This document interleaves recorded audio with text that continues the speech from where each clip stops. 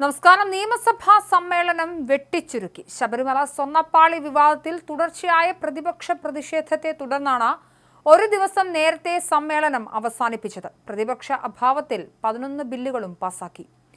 വെള്ളിയാഴ്ച വരെ നിശ്ചയിച്ചിരുന്ന സമ്മേളനമാണ് ഇന്ന് അവസാനിപ്പിച്ചത്. വെള്ളിയാഴ്ച പരിഗണിക്കേണ്ട ബില്ലുകളും ഇന്ന് പാസാക്കി.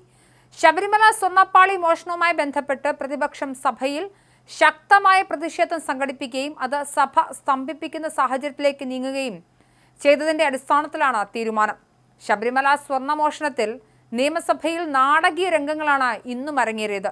കഴിഞ്ഞ ദിവസത്തെ പ്രതിഷേധത്തിന് 3 പ്രതിപക്ഷ MLA-മാരെ സസ്പെൻഡ് ചെയ്തിരുന്നു.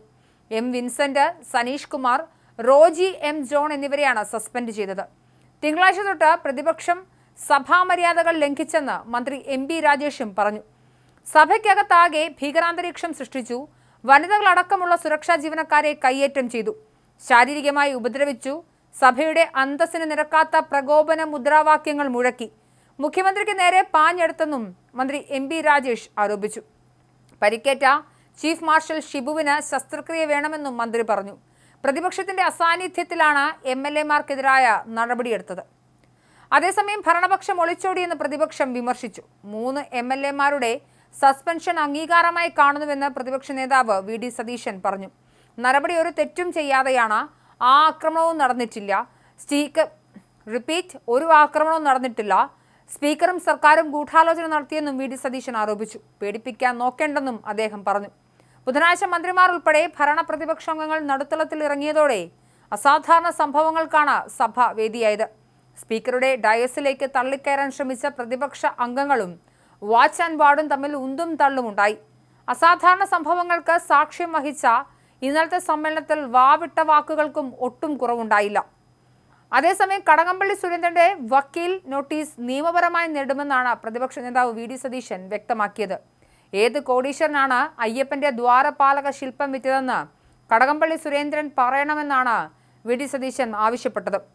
അതിന്റെ ഒന്നാമത്തെ കാരണം ദ്വാരപാലക ശില്പങ്ങൾ വിറ്റെന്നത് ഹൈക്കോടതിയുടെ നിഗമനമാണ്. ചെന്നൈയിൽ കൊണ്ടുപോകുന്നതിനിടെ 40 ദിവസം കൊണ്ട് ദ്വാരപാലക ശില്പത്തിന്റെ വ്യാജ മോൾഡുണ്ടാക്കി.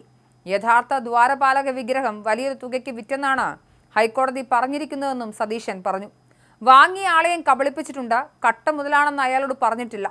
രണ്ടാമത്തെ കാരണം ഞങ്ങളൊന്നും കുഴപ്പമുണ്ടാക്കിയിട്ടില്ലെന്നും കുഴപ്പം മുഴുവൻ ഉണ്ടായത് 2019-ലാണെന്നും ഇപ്പോഴത്തെ ദേവസ്വം മന്ത്രിയും ദേവസ്വം ബോർഡ് പ്രസിഡന്റും പറഞ്ഞതാണ്.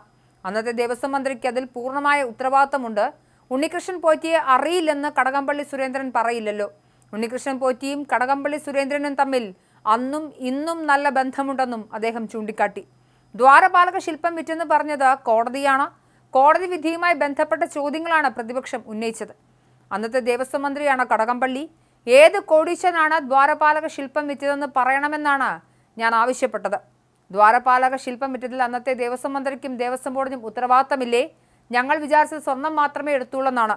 എന്നാൽ ദ്വാരപാലക ശില്പം വിൽക്കുകയാണ് ചെയ്തതെന്ന് കോടതി പറഞ്ഞുവെന്നും VD സതീശൻ അദ്ദേഹത്തിന്റെ പ്രസ്താവനയിൽ കൂട്ടിച്ചേർത്തു.